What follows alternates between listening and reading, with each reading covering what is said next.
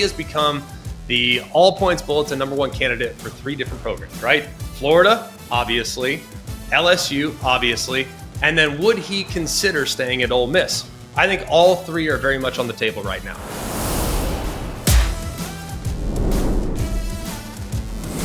Hello and welcome in. It's always college football. I'm your host, Greg McElroy, and we are so happy to have you here with us on a Tuesday of rivalry week. And what we usually do on Tuesday is we do a comprehensive evaluation of the college football playoff committee rankings. That's not necessary this week, not with so many soft matchups last weekend, things that really chalk flew kind of across the board. So is it necessary right now to have a full 30, 45-minute show dedicated to who should be ranked 11th, 12th, 13th, and 14th? Probably not, right?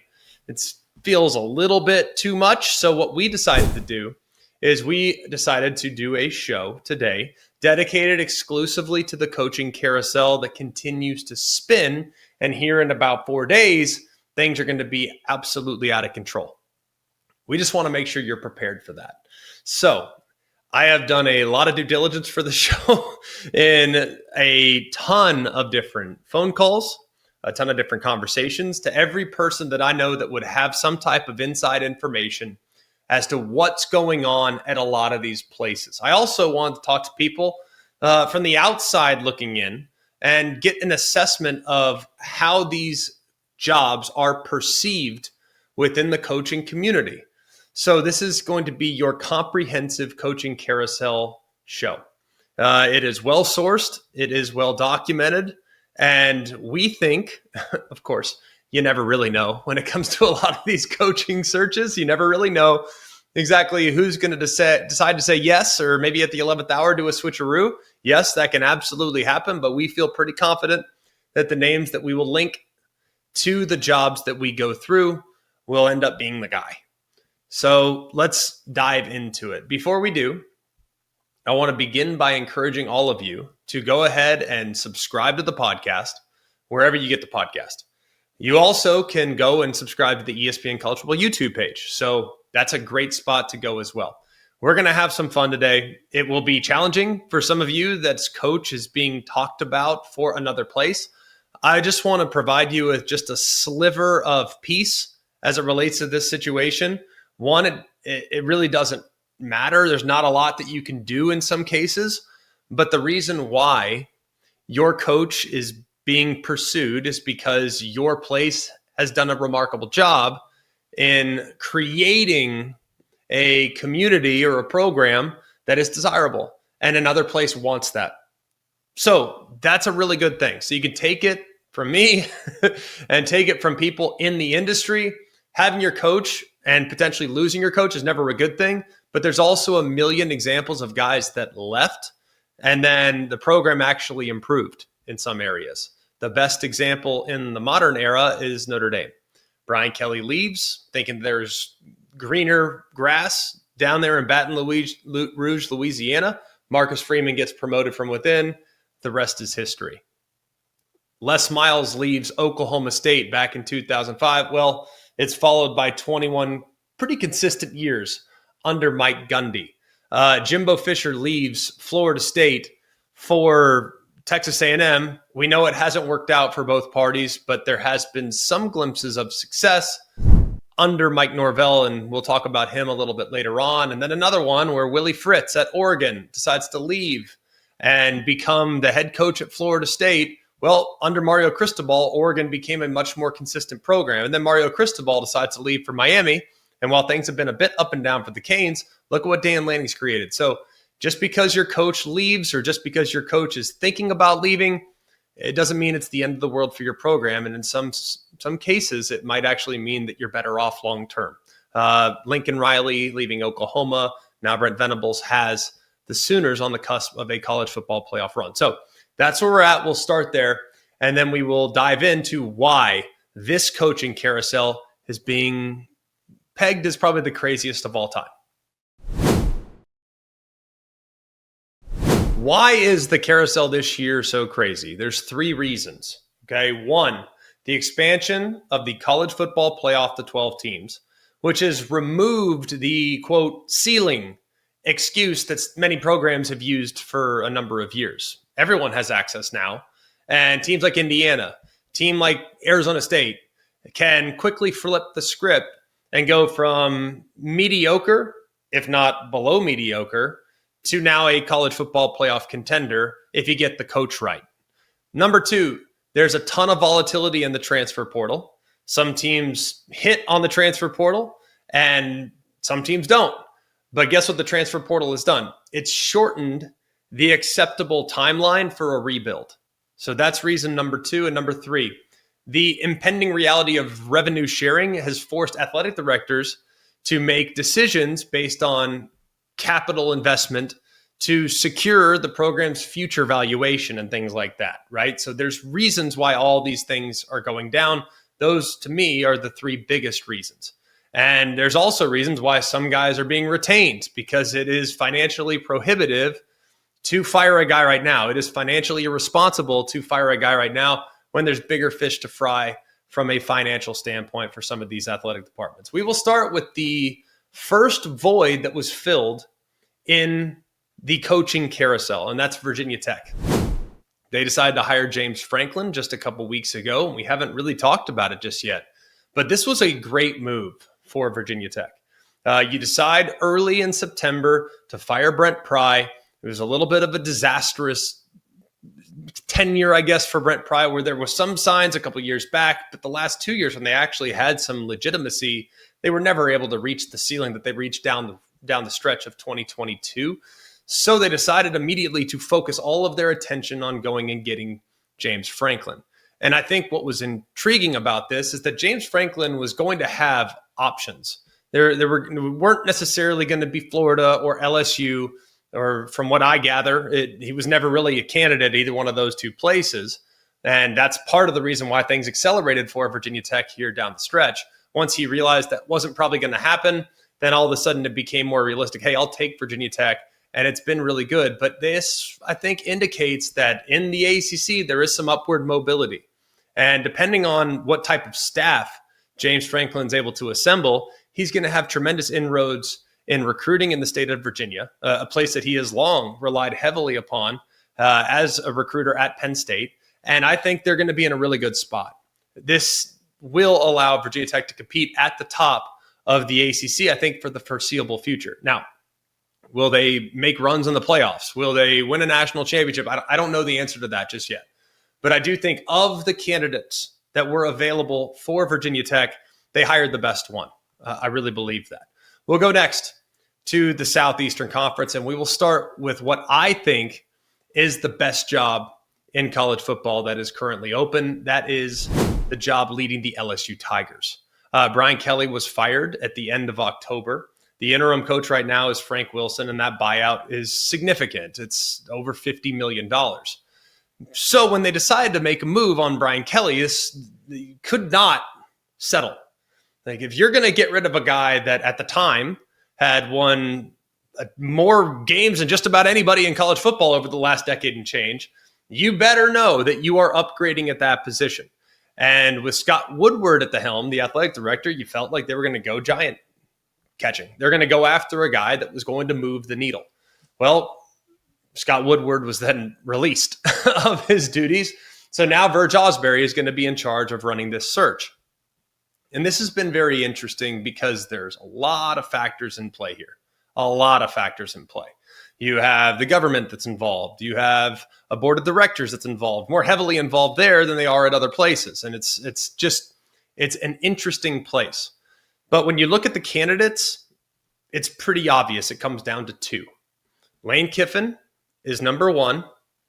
He is going to be the number one candidate for a couple of different places.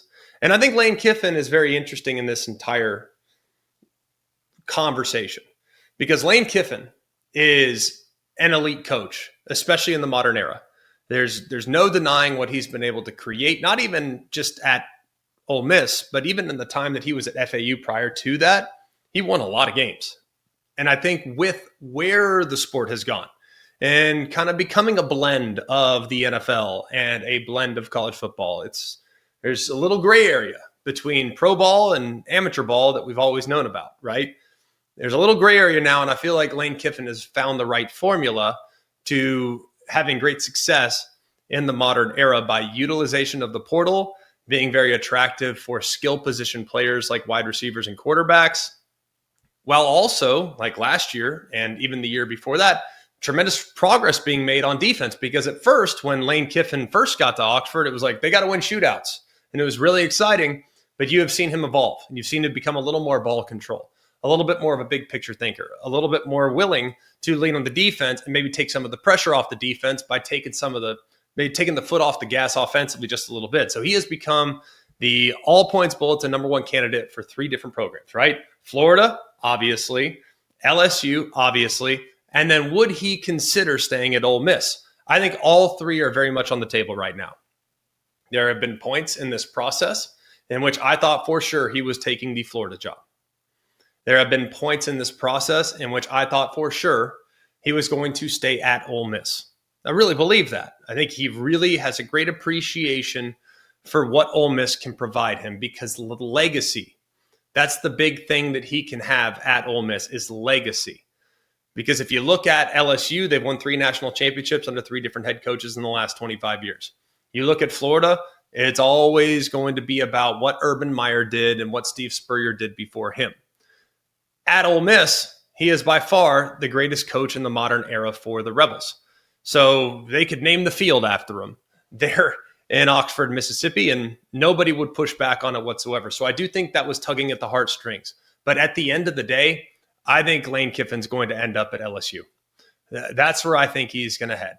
I think he looks at the talent profile that's been assembled at LSU for a very long time. The wide receivers they've been able to get. The quarterback play they've been able to get. They've had 2 Heisman Trophy winners in the last 6 years. There's a lot to be said about that. And I also think being able to take one of the most coveted jobs in the country and still give him tremendous access to players, tremendous resources, and what appears to be, after some chaos there for a little bit, really good alignment within their athletic department. I think Lane Kiffin's going to be the head coach of the LSU Tigers here at some point in the very near future. I will talk a little later on about why I think it would be wise for Ole Miss to keep Lane Kiffin on their staff throughout the playoff run, assuming they get a win this weekend against Mississippi State. And while that will hurt big time, that will hurt for Ole Miss for sure, their program is in a far better position today to hire the next guy than they were prior to Lane Kiffin's arrival.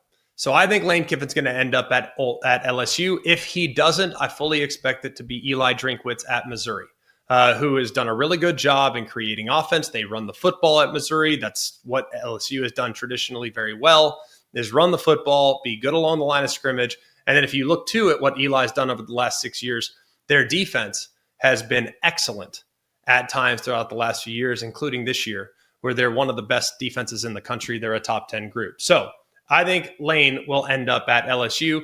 Their number 2, I would fully expect it to be Eli Drinkwitz, which takes us to the Florida Gators. That's the second best available job right now. They fired Billy Napier there in the middle of October. It was about a $21 million buyout thereabouts, and things weren't going well for Billy Napier. You kind of circled that bye week as the likely time where they would maybe make a move if that was the direction they were heading. Now, their entire focus has been on Lane Kiffin. That's been their number 1 goal. There's a lot of similarities from a personality standpoint between Lane Kiffin and Steve Spurrier, and every Florida fan in the country continues to feel very, very fond of the era that was the 1990s, when Steve Spurrier wasn't just beating folks, but he was scoring 50 on everyone he played as well. Now, people kind of forget that Florida team in the 90s was pretty dang good on defense too, but they really have an appeal and an appreciation for high-volume offense. They want to score. They want to win. They want it to look good. And they want it to be an exciting brand of football, which means it feels like if you're Florida, probably going to lean towards offensive-minded head coaches, which is why Lane Kiffin is such a desirable candidate. And Lane Kiffin would be perfect for Florida. And it would get Kiffin back to the state of Florida that he's very fond of. He's very fond of having spent time as a kid in Tampa. His wife is an alumnus of the Florida Gators. So I think there's a lot of appeal for Lane to consider the Gators. But I ultimately, like I said, I think he will probably end up at LSU if I were to guess at this point. So if it's not Lane Kiffin, where does Florida go? I think Florida will go after Jedd Fisch, who is the head coach currently at Washington. He's been at Florida in the past. He had a very impressive turnaround at Arizona, did a great job there in winning double-digit games, has now gone to Washington, has had a very respectable 2-year run. While last year, not great, but if you look at all that was lost off the team that finished as the runner-up to the national championship winning Michigan Wolverines, a lot was lost off that roster. He still got them to be somewhat competitive in a very difficult Big Ten. This year, he's done a pretty good job with this quarterback. They've done a good job with their offense, and they have taken significant steps forward. And it feels like Washington, they might even get a win this weekend against Oregon. It's very possible, and if they do, that's a really good year for Jedd Fisch in year 2. But I think Jedd Fisch is a guy that is universally respected in the coaching profession and would do really impressive things at Florida if given the opportunity. So I would think that their sights would go towards him. And if they don't go towards him, they'll likely go towards Eli Drinkwitz, who we already documented when talking about the LSU job. Moving on to the Auburn Tigers. Auburn fired Hugh Freeze at the beginning of November. The interim coach right now is DJ Durkin. The cost to terminate Hugh Freeze's contract is about $15.5, $16 million thereabouts. Things were not going well for Hugh Freeze after a 1-5 start in the SEC. Their only win coming against a winless Arkansas team and a crushing defeat to Kentucky that was really hard to watch. It dropped his record to 4 games below 500 in SEC play. So when you look at Auburn, it's always been very intriguing, this job, the appeal of this job, because if you have the right guy, you can win a ton of games. But the right guy is going to need to be a guy that is not so focused on what's happening elsewhere. He needs to focus about what's happening at Auburn. We're not worried about Georgia. We're not worried about Alabama. I'm worried about Auburn. And I think it's very clear where this coaching search should have started. I think it's very clear where this coaching search is likely to end, and that's with the hiring of Jon Sumrall from Tulane. This is a guy that fits the archetype perfectly. He's a disciplinarian. He has great organizational control. He has deep ties to the region. He's coached at Tulane. He's coached at Troy, has spent time in the SEC, and has put together a track record of punching above his weight class at both of his previous stops. I think how organized he is, I think as a program builder, makes me a real believer in him being able to get things done and get Auburn going in the right direction. Now, what will he be asked to do when it comes to putting together his staff? Will he be expected to retain DJ Durkin, who is currently serving in the interim role? I don't know that just yet. But I think Jon Sumrall is absolutely where this search should start. And I think it would be wise for Auburn to lock this down sooner than later, because the second round, in the event in which Lane Kiffin leaves, in the event in which there's movement at other places, Jon Sumrall is going to start receiving a bunch of phone calls, and his price tag is going to go up. And there is an appeal with Jon Sumrall. He's from the Birmingham area. His wife, I believe, is an Auburn graduate. So there's a lot of appeal for him to go to Auburn, but you're going to cost yourself more money if you don't get this thing done and get it done sooner than later. Keeping it in the Southeastern Conference, we will focus our attention on the Arkansas Razorbacks, who fired Sam Pittman there at the end of September. They are now looking at Bobby Petrino as their interim, and looked like there for a minute Bobby Petrino was going to have a real chance. If he could have won 2, maybe 3 games down the stretch, they would have remained competitive. They've been pretty competitive in almost every game they've played, but they haven't won. And that, I think, is what's ultimately going to keep Bobby Petrino from getting the interim tag removed. The thing about Arkansas is it's a bit polarizing amongst those in the coaching industry. A lot of people view it as one of the tougher jobs in the Southeastern Conference because there are not massive expectations, but there are expectations for sure. So you're not expected to win a national championship necessarily, but you're expected to be really, really competitive. And if you look at Arkansas's prospects with the consistency they've put on the field since 2012, it's been middling. It's been very up and down, and they have seldom put together consistency from one year to the next.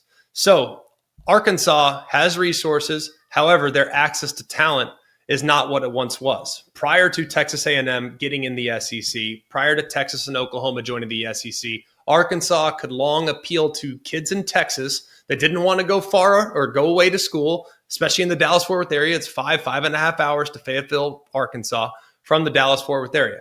And guys wanted to play in the SEC. That was appealing to guys from the Dallas-Fort Worth area. But they also grew up in the Big 12 world. That's kind of speaks to where I'm from, so I kind of understand. And a lot of my good friends went to Arkansas because they wanted an SEC experience, but they didn't want to be too far away from home. Arkansas could offer that. But now with Oklahoma in the league, with Texas in the league, and with A&M in the league, if you look at Arkansas's decline, it almost coincides perfectly with when Texas A&M joined the SEC. So they're going to need to find a guy that can do a great job recruiting the state of Texas. They're going to need to find a great offensive mind, a guy that can absolutely score points, win shootouts, and make it very intriguing. I think in a perfect world, they would probably focus their attention on a guy like Eric Morris at North Texas, who is a leading contender at a lot of different places. And a lot of people are going after Eric Morris after he's now done a tremendous job at North Texas this year. He's got a bit of an air raid background, has good feel for the terrain, and has had a lot of success with quarterbacks, wide receivers, and others as well. I, however, think that Eric Morris might look at other opportunities prior to looking at Arkansas, because if you look at Arkansas relative to the other openings in the SEC, he's going to have to punch up a lot more in the SEC at Arkansas than he would at a place like Oklahoma State, for example, in the Big 12, which is one of the best jobs in that conference. And now with the 12-team college football playoff, you just have to be one of the best teams in your league, and guess what? You're in the field. So I don't know if Arkansas will be able to woo Eric Morris, but I think that's where they would like to start their coaching search. They also will take into account Eric Morris and Ryan Silverfield from Memphis, who's done a really good job with Memphis for a number of years. So you do have a bit of a track record there that you can evaluate. And I also think you can look at Alex Golesh from USF as a guy with some SEC background as a play caller, and he's done a really good job with the Bulls up to this point as well. There are some coordinators that are also in the mix at Arkansas, but at this point, it sounds like those are the top three candidates, and it will be one of those three. But my money is probably going to be on Silverfield, the head coach of the Memphis Tigers.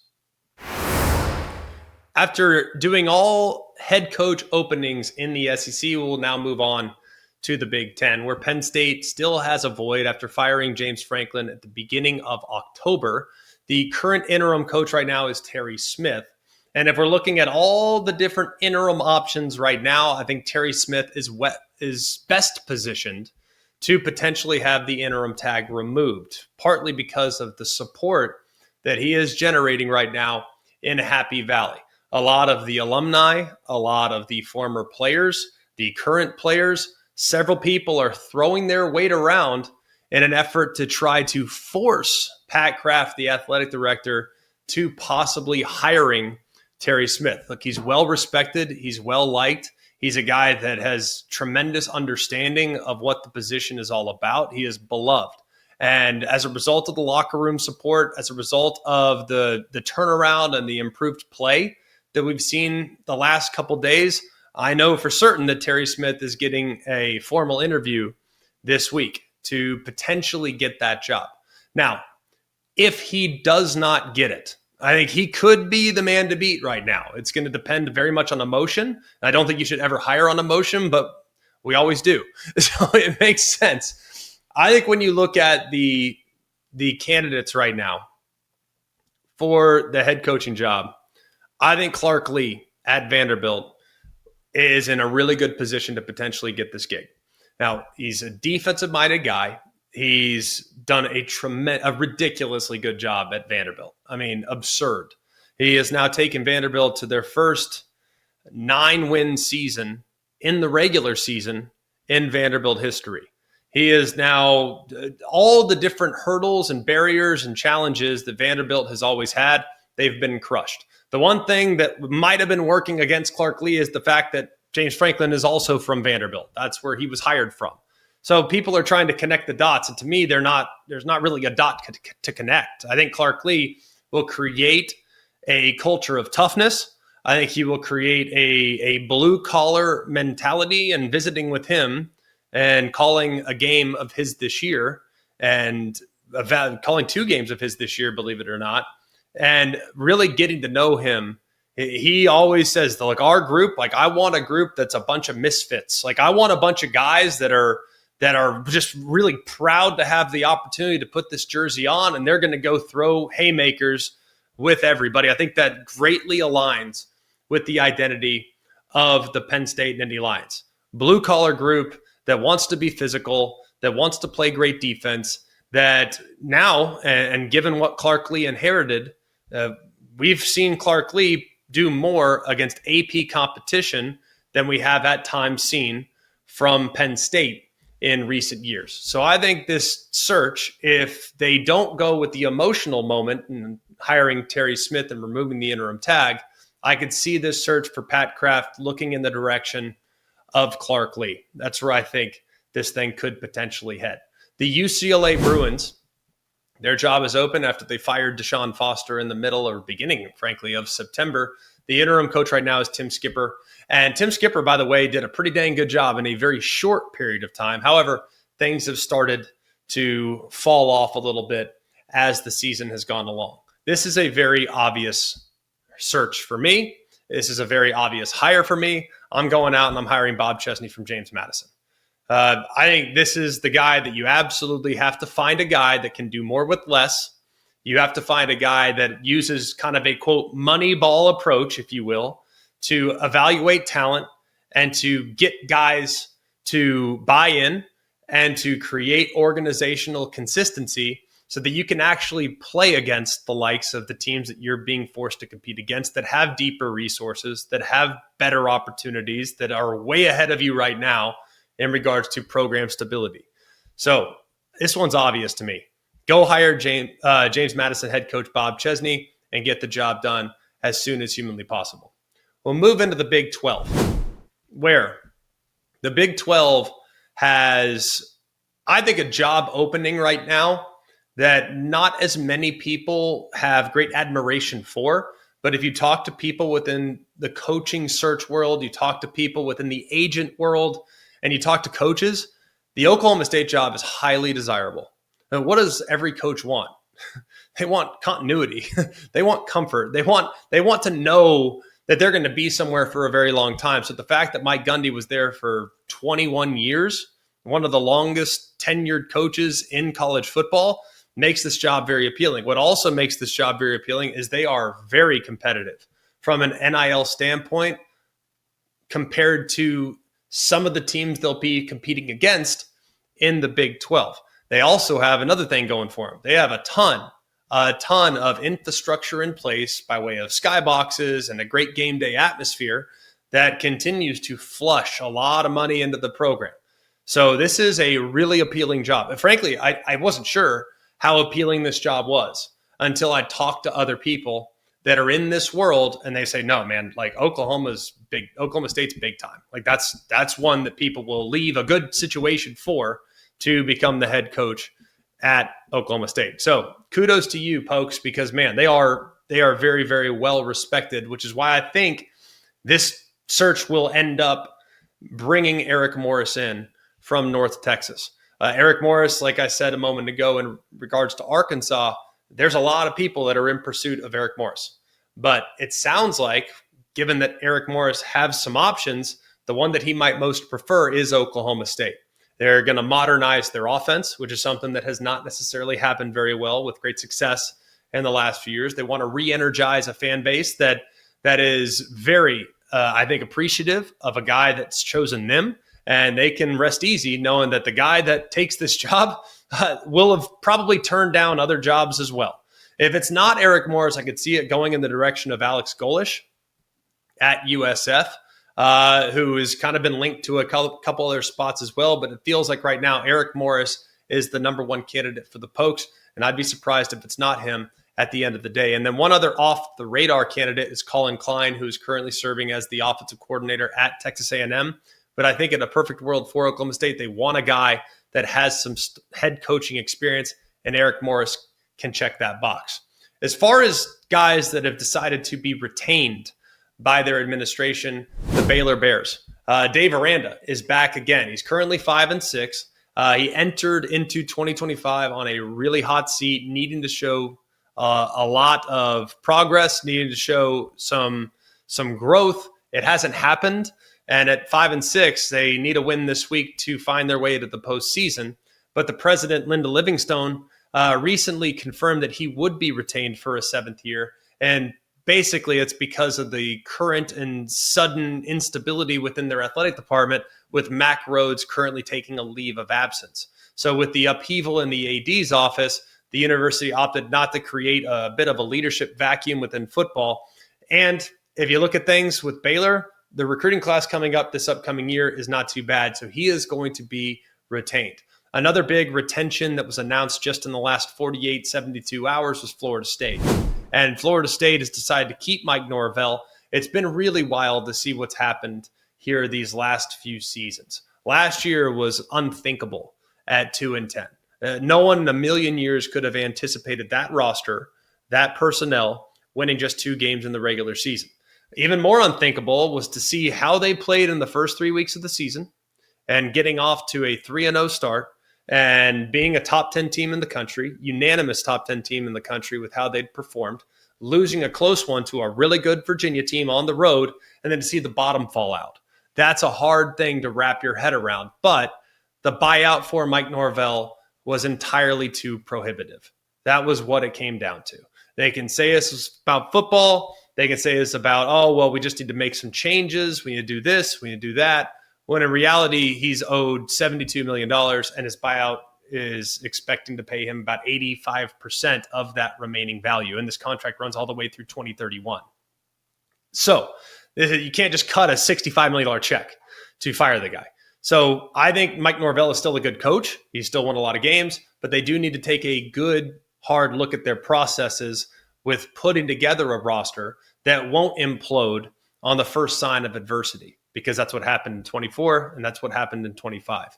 Finding a mentally more tough team, a team that can weather the storm, will be beneficial, I think, down the road. So he's back for next year as well. And so is Luke Fickell, who's since being announced publicly that he would be back in 2026. He is starting to rip off ranked wins. So Luke Fickell clearly proving, hey, proof of concept is going to work. I still think that they can take the money that they might have used in a buyout scenario, put it into the roster, because Wisconsin, by all accounts, has been a little behind with that. Part of that's because Luke Fickell maybe didn't lean all the way into it. Part of that's maybe because they just didn't have everything aligned the way they need to align it. But he's going to be back, and with what they've kind of shown down the stretch, it would not surprise many people if they take a decent-sized jump forward in 2026. Another opening that number 2 openings are both in the ACC. One is the Stanford Cardinal. They decided to fire Troy Taylor last spring, and kind of an unusual timing, which led to them going in the direction of going and getting Frank Reich for just 1 year. And Andrew Luck, former quarterback in the NFL, former quarterback at Stanford, he serves as the general manager. He basically runs football, but he's done a great job of creating some interest amongst the alumni. He went out and raised a ton of money, by the way, to put forth towards the program and their coaching pool, their coaching salaries, and also into the roster itself. So Stanford and their leader, Andrew Luck, has them trending in the right direction. But with Andrew's extensive background, having played in the NFL as a franchise quarterback, it appears like a lot of the candidates that he is currently looking at are going to come from an NFL background. So a couple of the names that jump out: Pep Hamilton, Greg Roman, Jim Mora Jr. These are the guys who, by the way, is at UConn right now, but does have a background in the NFL. So you would expect this hire. I would almost certainly expect this hire to have some type of background, having coached at the highest level of the sport in the National Football League. Another one that was interesting that just came out, by the way, was Justin Wilcox, who was fired by the Cal Bears after a very disappointing and demoralizing loss to Stanford in the big game. This was a backbreaker. And he was there for 9 years, did finish below 500, but stabilized a program that had kind of been in disarray. There was occasionally a real high floor, but occasionally a real low ceiling as well when it came to Wilcox's tenure. So now the head coach will be determined by general manager Ron Rivera. Yes, that Ron Rivera, the former head coach in the NFL. And clearly, he wants to go and get his guy, leave his own fingerprints on the program. So the loss to a struggling Stanford team that led to Ron Rivera deciding to act. Not real sure where this is going to go, but this is so new, by the way. So the amount of information I could generate about this opening centered around a guy named Tosh Lupoi, who is currently the Oregon DC. He is kind of the prime candidate, the early favorite right now. He played at Cal. He's an incredible recruiter and has done a really good job running the defense for Dan Lanning at Oregon.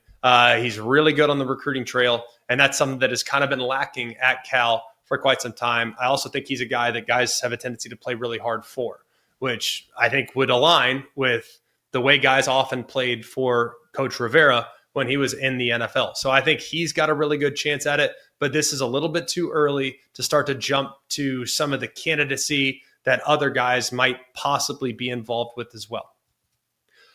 Before we get you out of here, though, we want to first tell you about some guys that had already locked down long-term contracts at their respective places. So Rhett Lashlee has been signed to a massive extension that runs all the way through 2029 at SMU. He's not going anywhere. So that kind of killed some of the rumors about him being linked to other jobs. So he's off the table. Mike Elko also off the table. He's done an amazing job sitting there at 11-0 at Texas A&M. I don't think anyone of sane mind thought that Mike Elko would really listen. If LSU came calling or Penn State came calling, I'm sure they did. And I'm sure Texas A&M said, nope, we're good. He's our guy. He's not going anywhere. So Mike Elko also signed a long extension. Curt Cignetti also signed a long extension, an 8-year deal worth over $93 million. It'll pay him on average over $11.5 million a year. It makes him the second highest paid coach in the Big Ten behind Ryan Day. He's been re-signed. He's not leaving as well. Matt Rule at Nebraska signed an extension as well. That contract now runs through the 2032 season. So there was some indication that maybe he'd be aligned with Pat Kraft, who is very, very close with at Penn State. Well, when he signed that extension at Nebraska, that essentially put that to bed as well. Dan Lanning, every time he wins 10 games, he gets another year added to his deal. That contract is now extended through 2031 and will pay him his salary of about $10.5 million a year. So he's not going anywhere. And then it sounds like Brent Key, it's kind of in the early process at Georgia Tech to extend his contract as well. So those are the contracts that have been extended. Those are the candidates that have been removed from the pool. A notable omission there is Jeff Brom at Louisville, who does have the opportunity to sign an extension at Louisville if he so chooses. From what I've been told, Louisville has put something together for him to try to keep him there long term. He's, of course, an alumnus. They love him there. He loves being there. So right now, I'm sure he's focused very hard on trying to beat their in-state rival Kentucky, but he does have an option sitting right in front of him to extend his time at Louisville, but I don't believe that has been executed just yet. So that's something worth monitoring. I don't necessarily think he's going to go, but if for whatever reason the Florida job came to him and they passed on a couple other guys, maybe he'd become an option. Maybe he'd become an option at Penn State if they miss on a guy or two. I'm not sure, but just know that he has not officially been re-signed just yet, but the ball does apparently look as though it's in his court. All right, that is our entire coaching carousel summed up as best we could based on the information we have at this moment. Now, things change quickly. Searches pivot. Guys say no. Guys have their emotions tugged at. And I think that's what's going to make evaluating the cycle so incredibly difficult, because we talked earlier about Lane Kiffin, for example. Lane Kiffin in victory this weekend against Mississippi State punches his ticket to the elusive college football playoff. Ole Miss had not been there before. So it would be a massive breakthrough for their organization. And to be honest with you, I think Lane Kiffin's struggling with the idea of having to leave Ole Miss in favor of a conference rival, because he has such great admiration for the Ole Miss program and the resources that Ole Miss has given him to find success in the last 5 or 6 years. So I think this is a very difficult decision when it comes to what Lane's thinking and where he's ultimately going to end up. In the event in which he does leave, a lot of people will speculate and will constantly have the conversation. Should he coach Ole Miss in the playoff? I personally think he should. A lot of people disagree with that. A lot of people think, well, he's actively working and recruiting at a place that we are working against. I understand that. But I think the goal, and we should live personally, we should live right now in 2025 season. 2025 should be the number one priority for everybody. That includes Lane Kiffin and what he's going to do in the future at LSU. 2025 should be the number one goal. And I think that the best opportunity that Ole Miss has to win a national championship is with Lane Kiffin on the sideline. And for him to make a late tweak to an offensive formation, for him to make a late tweak on the field to a double move that might give them a game-winning score.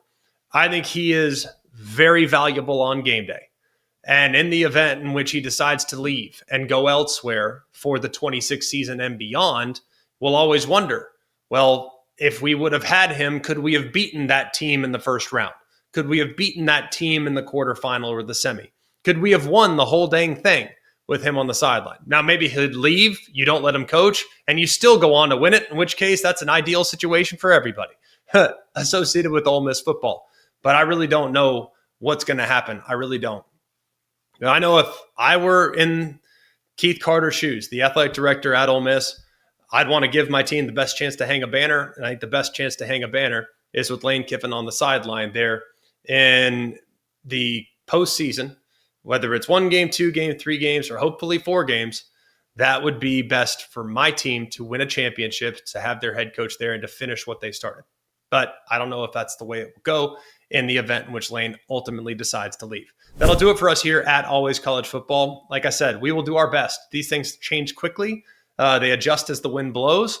So keep it locked in here on our podcast platform. We'll try to get you as much up-to-date information as humanly possible, given that we have to tape these things and we don't get to do them live. So we'll do our very best. But the best way that you can stay engaged is by subscribing to the podcast. The second we put out an episode, it'll automatically download and you'll have the most up-to-date information. You can also keep it locked in on the ESPN College Football YouTube page. So for all of us here at ACF, for Mark, Jake, Jack, the other Jack, intern Sam, I'm Craig. We hope you have an amazing day. And remember, it's always college football. Hey guys, it's Greg McElroy. Thanks for watching Always College Football. Make sure you like, rate, and subscribe to ESPN's YouTube channel and wherever you listen to your podcasts.